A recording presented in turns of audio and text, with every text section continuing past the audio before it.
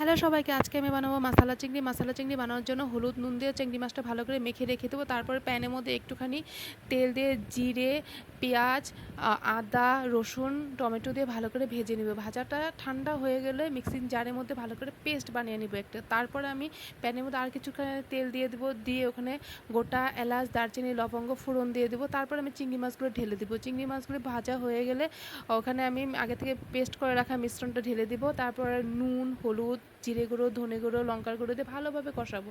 কষানো হয়ে গেলে ওখানে আমি একটু চিনি দিয়ে দেবো। চিনিটা দিয়ে তারপরে কিছুটা কাঁচা লঙ্কা চিড়ে দিয়ে দেবো। তারপর ওখানে আমি গরম জল, খানিকটা গরম জল দিয়ে ভালো করে ফুটিয়ে নেব। ফুটানো হয়ে গেলে তেলটা বেরিয়ে আসলে ওখানে আমি সামান্য ঘি দিয়ে দেবো। ঘি দিয়ে গরম গরম নামিয়ে নেব। এটা ভাত, পরোটা সাথে খেতে খুবই ভালো লাগে। যদি আমার ভিডিওটা ভালো লেগে থাকে অবশ্যই সাবস্ক্রাইব করবেন আমার চ্যানেলটাকে। ধন্যবাদ।